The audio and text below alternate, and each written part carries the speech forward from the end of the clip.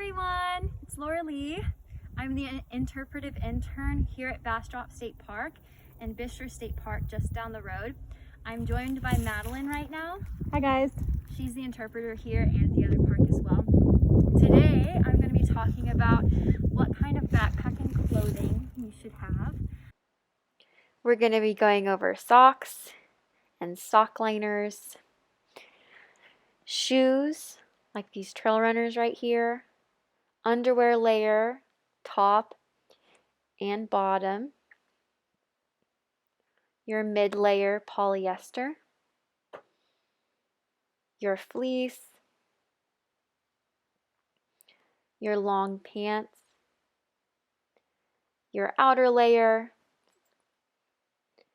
your rain gear, rain jacket, and rain pants, your beanie, your water-resistant gloves, and your sun protection. This includes a hat, sunglasses, and we'll talk a little bit about sunscreen and other things as well. Keeping in mind that all of this gear is for winters in Texas and summers in colder climate areas. Let's get started.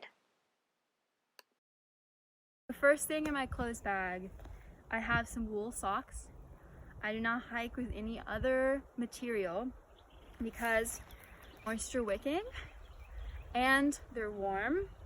And it's really important that your socks, your shoes are able to dry quickly, especially in colder climates. You don't want to end up with wet feet that could lead to hypothermia or just general discomfort that you don't want. Along with that, I have these. Does anyone know what these are? They're made out of silk. They're sock liners. They run pretty cheap. Got these at REI. You can find them online, Amazon, all the places. And the primary function of these is to keep from your foot grinding up against the wool sock and creating friction that could give you a blister. A lot of new hikers experience this a lot of times because they're wearing cotton socks or shoes that don't fit, but having sock liners almost completely reduce blisters because it is the sock liner rubbing up against the sock versus your foot up against the sock. These are some hiking pants. They're mostly made out of polyester and nylon, which is also moisture wicking material. They have all different kinds of pockets throughout, so you can be able to put your flashlight, your phone, your compass, your map, very important. And they have all kinds of stuff. I like pants because I can always roll them up if it's getting hot, but then I have the nice long pants for protecting me against shrubbery that can be kind of sharp and sticky, or bugs that are coming for me. Especially if you're hiking in the winter anywhere, in Texas including, having a beanie. If you don't have something on top of your head in the winter, no matter how many clothes underneath, if you have a giant parka, you're losing a lot of your heat, so having something on is really important. Right here I have some waterproof gloves. Now these are a lot more for if you're going into places that you do expect ice or snow, but these double up as my normal gloves. This is my bottom underwear layer. So this is merino wool. It's really soft, really light, and it goes great just for warmth, but also it dries very quickly too. So if you can kind of start drawing a theme, getting things that can dry well, it's really important for your primary clothes backpacking. This right here is my outer layer for like cold climate, but not too cold. This wouldn't do in like Canada in the winter. This is a synthetic thermal ball, I believe it's called. It's really nice because they have a down version of this that is able to be easily compacted and doesn't weigh very much, but the downfall of it is that when it gets wet, it's really hard to dry. So for my outer layer, I chose something that would be easier to dry, like this synthetic.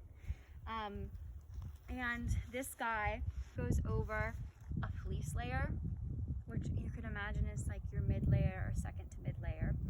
Directly underneath that, you would have usually polyester, really moisture wicking, but not too hot like a wool, where if you're in a hotter climate but you want to protect your skin with long layers, you can do so. And then this right here is made out of the same material as my bottom underwear layer. This together is your underwear set, and this is very, very warm, but great for layering. So bottom, this goes on top of this. You have your feet, your fleece layer, and then you have your top layer. It's important to keep a lot of layers up top because your heart is right there, and the warmer you keep your heart area, the warmer your body will be. Looky there, I was just telling Madeline that I left my rain bottoms at home, but I have them. You've had them the whole time.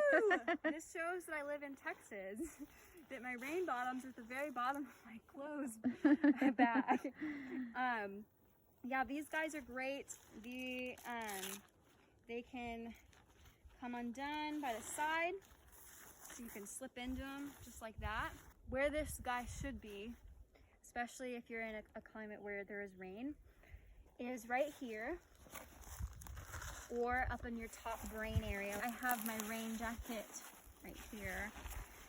A lot of times, because it is so warm in Texas, even in the winter, I'll just keep this out right here because it acts as a wind guard, so it keeps me pretty warm, and if there's any rain, I have it available.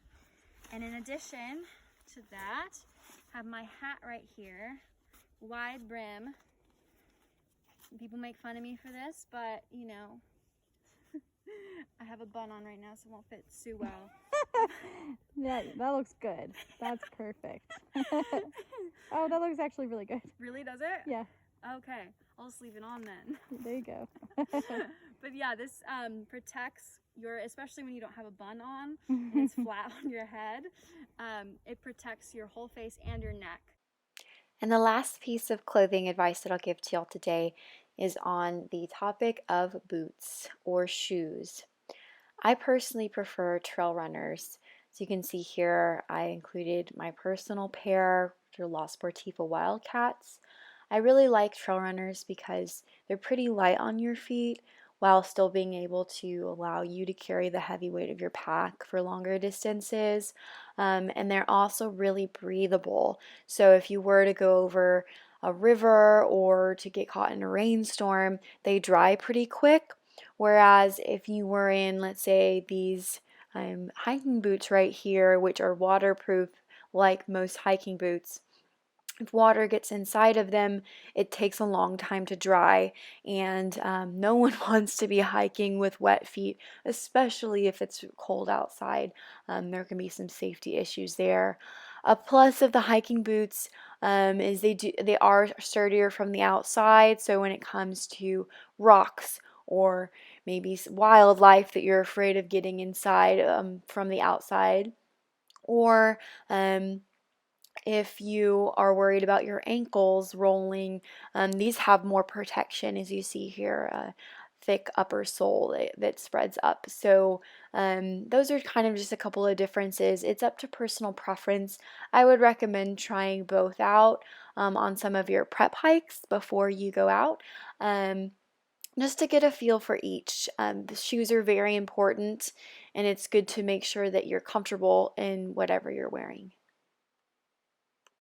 Living in Texas, wanting to prepare to explore out to climates that could be a little bit colder, or even just going out to Big Bend or some of these West Texas areas in the winter, or even areas in Central Texas, having multiple layers in your wardrobe, I feel like is very important.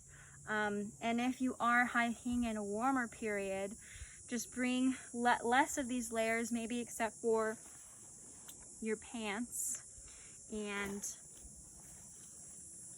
your long sleeve polyester.